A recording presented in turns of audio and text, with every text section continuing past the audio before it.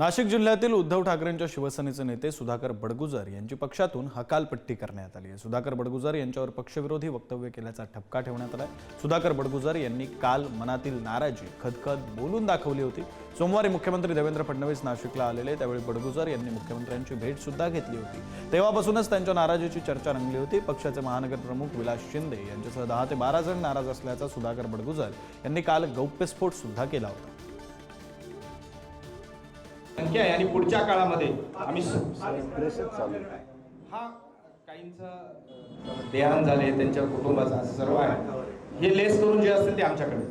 शेवटचा प्रश्न, काल बडगुजर असे म्हणाले की मुख्यमंत्र्यांना भेटायच्या आधी मी पदाधिकाऱ्यांना सांगितलं होतं, वरिष्ठ पदाधिकारी जिल्ह्यात, तसं काही तुम्हाला फोन होता का मी मुख्यमंत्र्यांना भेटणार केव्हा? नाही असं नाही, पण असं ऐकायला आलं की धर्माधिकारीकडे कार्यकर्ते सर्वांनाच आमंत्रण होतं।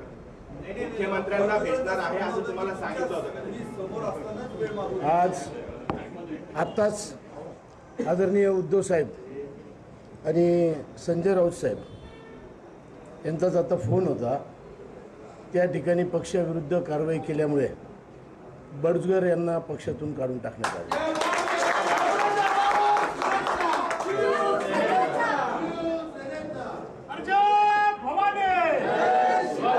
दत्ताजी नाना गायकवाड यांना आदरणीय राऊत साहेबांचा फोन आला की सुधाकर बडगुजर जे उपनेते होते त्यांची पक्षातून हकालपट्टी करण्यात आलेली आहे। पक्ष सोडायचा किंवा भाजपला जाऊन मिळायचं म्हणून त्यांनी ते संभ्रम अवस्थेत काही कारण सापडत नाही म्हणून स्वतःला ते फार मोठे नेते समजतात अशा प्रकारचं स्टेटमेंट त्यांनी केलेले, चुकीचं स्टेटमेंट केलं। ते पक्षाविरुद्ध स्टेटमेंट होतं आणि म्हणून पक्षाविरुद्ध कारवाई म्हणून आदरणीय उद्धव साहेब ठाकरे यांनी निर्णय घेतला की त्यांना पक्षातून त्यांची हकालपट्टी करायची आहे। तो निर्णय झाला आणि त्या ठिकाणी आदरणीय संजय राऊत साहेब होते। सुधाकर बडगुजर यांनी त्या मतदारसंघात विधानसभेत भाजपच्या उमेदवाराच्या विरोधात निवडणूक लढवलेली होती आणि त्याच्यामुळे स्थानिक लेवलला जे पदाधिकारी किंवा ज्या लोकप्रतिनिधी असतील त्यांचंही मत विचारात घेऊन ते वरिष्ठ पदाधिकाऱ्यांपर्यंत आम्ही पोहोचू आणि नंतर तो निर्णय होईल।